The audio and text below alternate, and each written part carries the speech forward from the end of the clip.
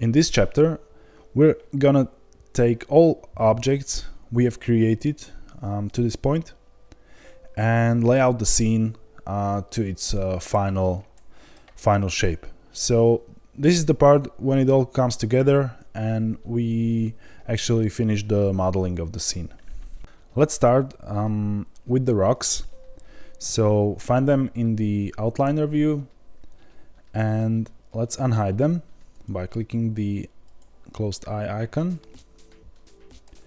And here you can see there's one and the other one is under the terrain, but they're too large. So let's just select them here in the outliner view. So click the rock and then hold shift and click the second one. And let's press G and Z to move them a little bit up. And what I want to do right now is to move them into a collection. And I'll explain why. We'll be doing a lot of duplicates of these rocks to fill the scene. And it can get real messy here in the outline view if you have 10, 20 objects with the same name. And you search for some object and you have to go through all of it. So I like to make a collection for that, which I can collapse, and it's a much more tidy approach.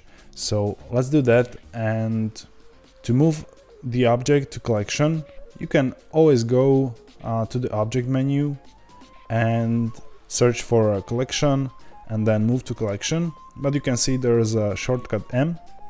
So let's do that. Let's just press M and it'll give you an option to move to an existing collection right there, which was created by default when you started the scene.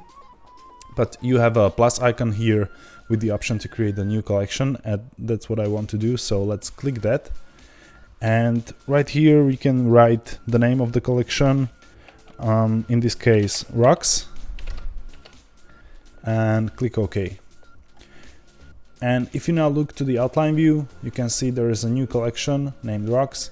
It contains the two objects which we move there, and you can collapse it with this little arrow here, so you don't have a clutter of objects here. And you can also disable the whole collection if you don't want to see that, or you don't want to work with it at the moment. So very handy. And right now we are prepared to move these rocks into a position. So let's select one of them, for example this one. And the best way to do that is by taking advantage of snapping. So here at the top you can see this little horseshoe icon, and if you enable that, you enable snapping. But right now if you move it, it just moves in the increments because the setting of the snapping is set to increment. But we can change these to whatever we like, for example vertex, edge, face, or the whole volume. So let's go with the faces. And I will show you what that does. If you now press G and start to move the rock around, the object snaps into the individual faces. So when I release that, you can see it's sitting on the ground. But let me press Ctrl Z because there's one other thing, and the snapping has additional options, and one of them is project to individual elements.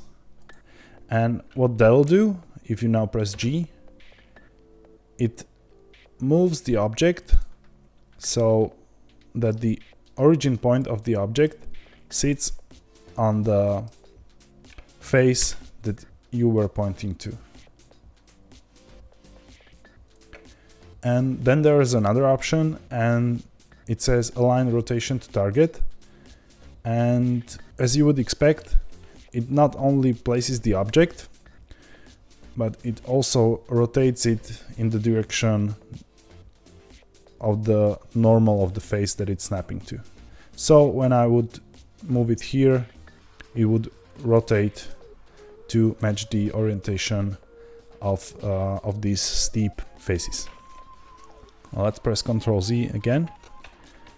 And right now I don't want to use the rotation, So I'll just leave the projection turned on and move this first rock somewhere in place. Okay, and then I'll take this second and move it somewhere too. And right away we can see we would need to scale it down. So let's shift select the other one. So we have them both selected and press S to scale down right up until here. Okay. Right now we can move this maybe closer to the edge here. And this one here in the middle. Okay, but they're right now just sitting there, and I want them to like go more from the terrain, so I will need to move them down a bit on the z-axis. So let's disable the snapping for now. You can click this horseshoe again, or you can use the shortcut, and that's Shift Tab. So I always like to use the Shift Tab shortcut to turn off and on the snapping. So let's turn it off. Select the rock, press G, Z, and move it down. And the same for this one. And right now, as we moved it down, we can see that it can be a little bit bigger. So let's scale it up a little bit by pressing S and dragging. And then adjust a little bit. And this one here we can rotate on z-axis, so press R, Z, and rotate. Okay, I like this, and I think we can expand on that. So when it comes to laying out the objects and manipulating them, first of all, I like to use Alt-D, the link duplicate, that you already know from the right-click menu here, where it says duplicate linked, and I was talking about this a lot in the first episode, and the differences between link duplicates and default duplicates. In this case, I like to use link duplicates because it's enough to assign the material to only one rock, and in this kind of low poly stylized scene, you don't need so many variation in the materials. That's the first thing.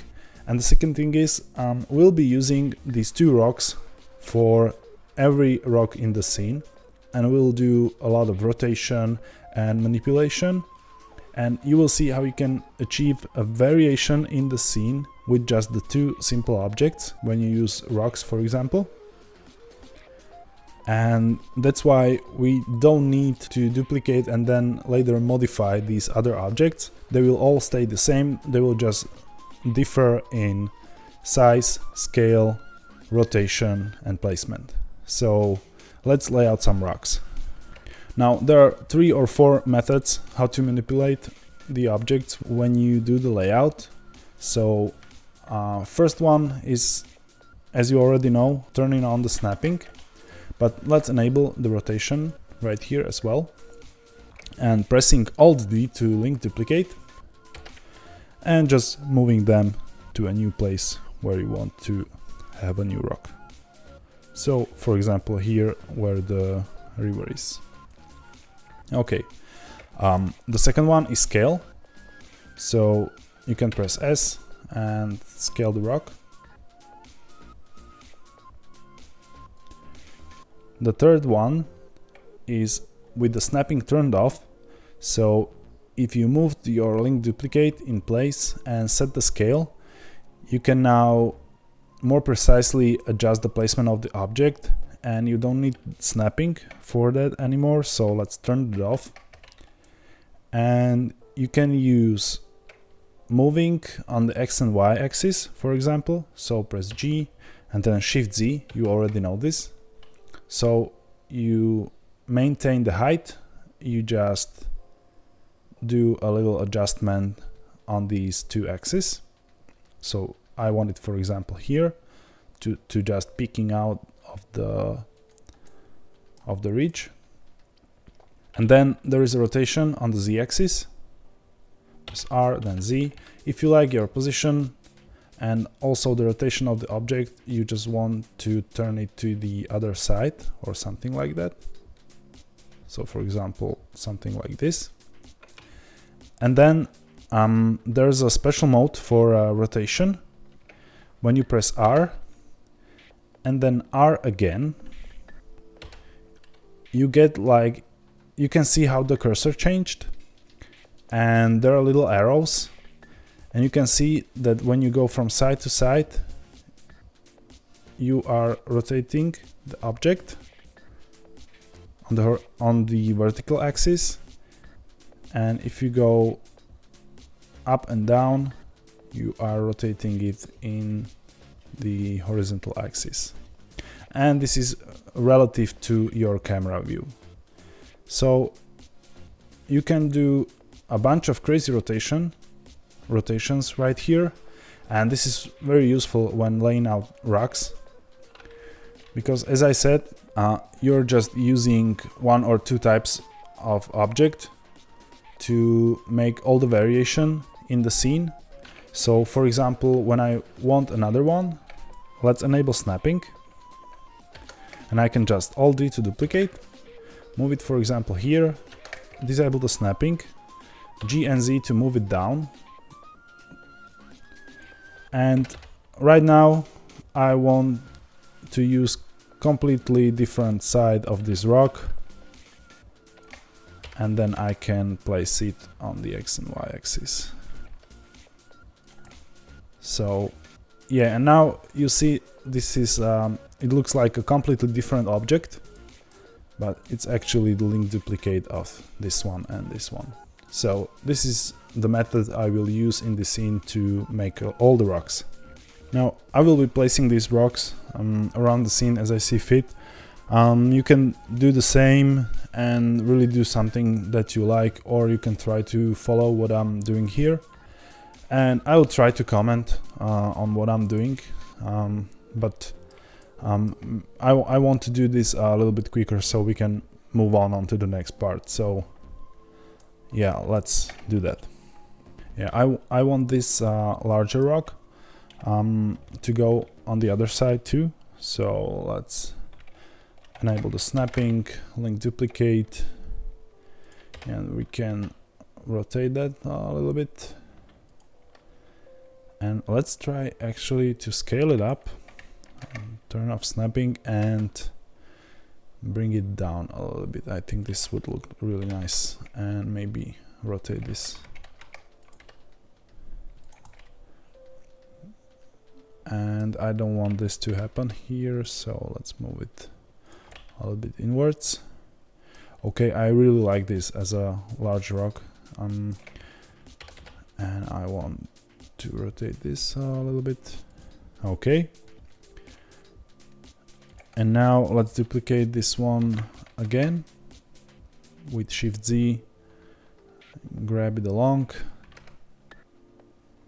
bring it down, and then double press R and just rotate it and bring it back up and move it here. And here you can see how with just the simple rotation and adjustments, and by determining what part of mesh is visible, you can really do some pretty variation here.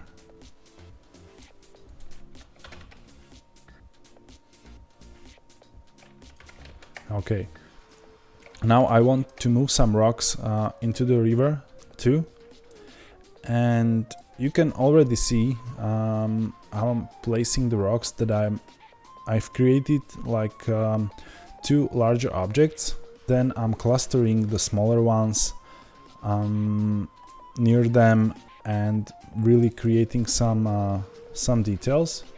So we can maybe duplicate this one as well and really scale it down to create these little rocks here. and bring them closer here. And this really adds to the visual interest of the whole scene. And I can duplicate this one too, bring it down and maybe rotate it so the sharper side of the rock is going out from the terrain. Yeah, and then we can again enable snapping and bring this one larger here. And let's hide the water with H for a while. Turn off snapping and we can bring this down and really make it a little bit larger here. Maybe like this. Okay. Yeah, I like this. And maybe one more of these. And you can create really interesting visual details with this approach. And you can go really crazy here where the water will be. And you will see in the end, when we are going to do the render, that it really pays off to have these details visible through the water.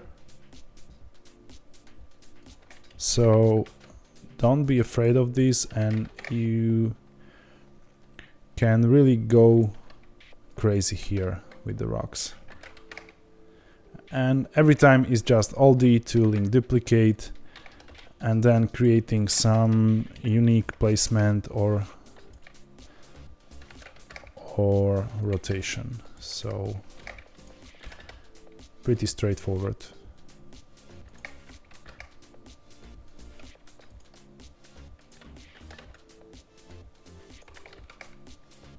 And as you can see, I'm using the same methods repeatedly. So every time it's either snapping and moving, alt duplicating, or grabbing on the X and Y with Shift Z, or grabbing on the Z axis, rotating on Z axis, and double R to enable that trackball style of rotation. So yeah, and I've built muscle memory around that a little bit, so it's really comfortable for me to lay out the objects this way. Yeah, I think we maybe have enough of these rocks.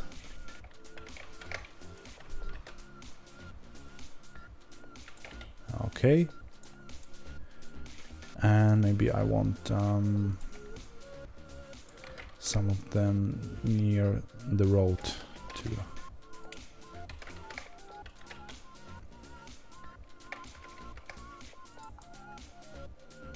Okay, perfect. And one smaller here. Again, you can see how I created these clusters of objects. And it's a very good composition rule where you like have the larger scene, then you have these smaller shapes that your eye can catch up to, and then all of these shapes have these little details that you can further explore. And if you construct your scene this way, you should have a pretty interesting composition which is pleasing to look at. Now we'll be moving on to trees, so let's collapse the rocks collection and let's click the main collection, enable the tree, let's unhide it with this eye icon here, and we can enable water again. Okay. And right here you can see that maybe some of these rocks should be a little bit higher. So maybe just scale them up.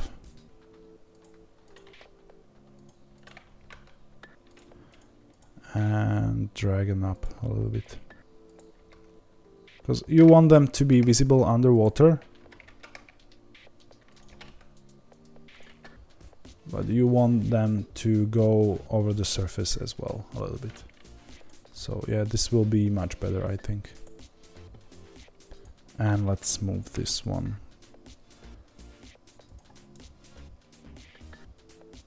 Okay, and don't worry about the bottom, it won't be visible anyway.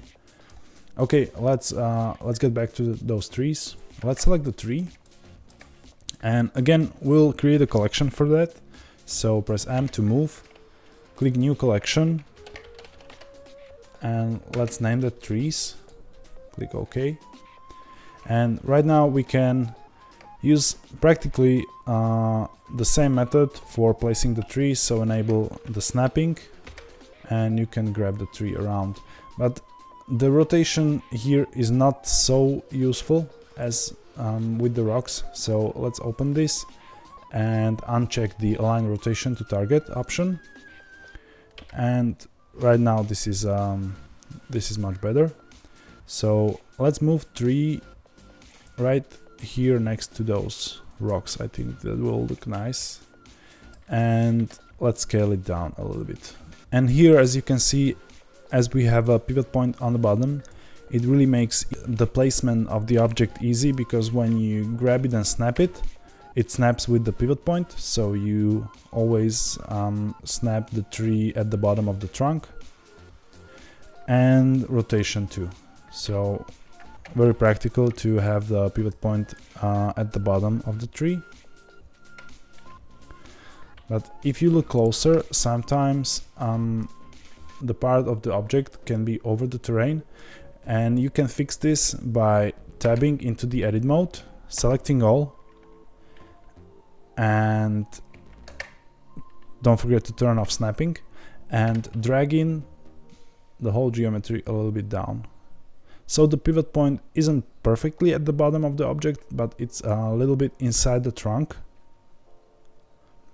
And that way you guarantee that always when you snap the tree to some face, some of it will overflow and will fit nicely the terrain. Let's use the same method, so let's scale this down a little bit, and we can press double R to rotate it, like this maybe. Yeah, and let's all duplicate, but turn on snapping, and let's all duplicate and create a new one, and we can rotate it a little bit. We don't have to be so precise here, we can scale it up. This is stylized composition. You can go a little bit more into the cartoon direction here, so you can exaggerate some of the things, like the rotation of the tree or something like that. Okay, and let's all duplicate this tree again. Let's make this one smaller, maybe rotate that a little bit. And again, this is a creative part of the thing, so do your thing. Don't have to follow precisely. Okay, and let's move some of these closer to the water, and let's make this smaller. Okay, and I will disable snapping and move it a little bit more inside the terrain.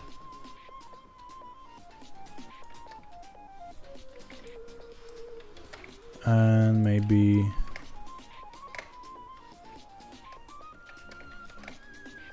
one more here. Let's make it smaller.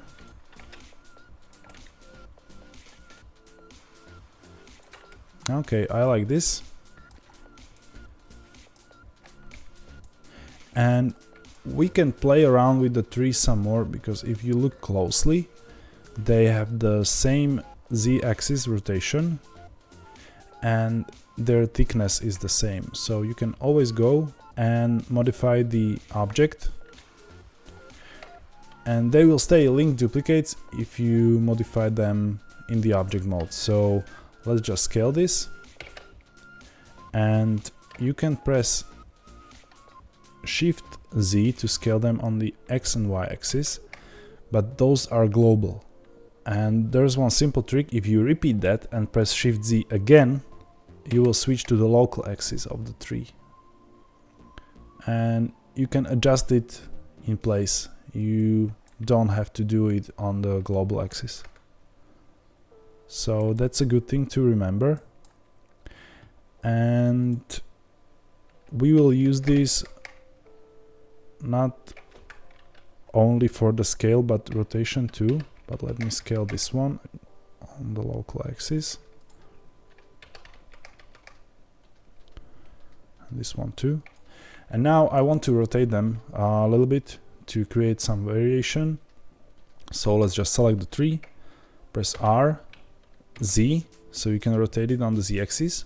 But again, if you press the Z once again, you will see how the axis switched to the local coordinates of the tree.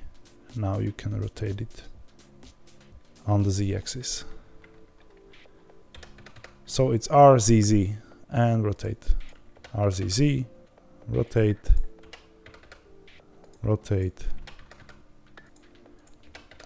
And you add some variation to all of that. So the last thing is a dead tree, so let's place that and we'll move to the materials and other stuff. So this will be again the same process as we did for the trees. So let's just collapse the trees collection, find the dead tree, unhide here in the outliner, or you can press Alt H in the scene and it'll unhide all of the hidden things. So please be aware of that it will unhide all. And let's enable snapping with the rotation turned off. Let's just grab it to a new place, but first let's scale it down, because right away we can see that this is too large.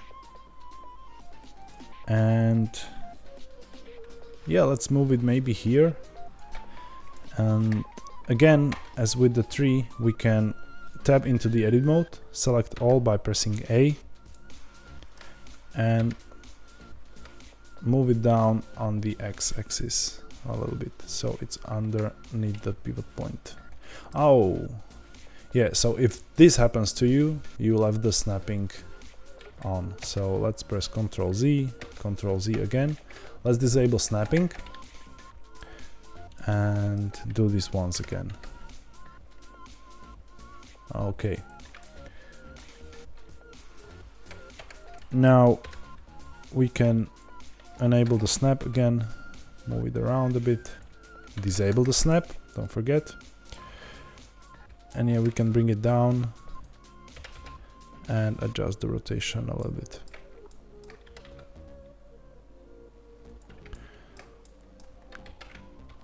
I will all duplicate, move it with Shift Z on the X and Y axis, grab it on the Z axis a little bit up, and then rotate with double R, scale it down a bit, and I want to create one more, so Alt duplicate again, move it somewhere here in the back, grab it up, yeah, and again rotate Z to rotate it on the Z axis only, and yeah, basically you can go completely crazy here. You can do dead trees only, or you can leave them out, whatever you want. And I like to keep one on the road to make things interesting. So yeah, let's duplicate this once again, move it on the X and Y, and I want to rotate this 90 degrees, so just press R, then Y, and 90. And if you press minus, you will rotate to the negative direction. Press enter. We can now position the tree with G and Shift Z, rotate it a little bit. So press R and Z. Now it's a global axis, and we can rotate the tree across the road. And if you look from the side, you can now maybe adjust it a little bit. Yeah, okay, I kind of like this. Yeah, so that's about it. And maybe after you have done it all, you can go through the scene and really look at the composition from multiple sides, and maybe add some new objects here and there, make it a little bit more interesting.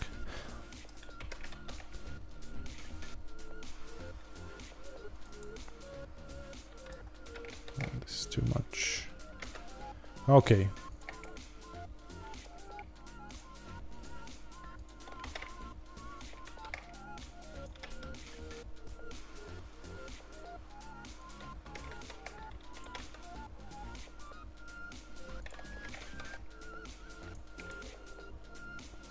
I think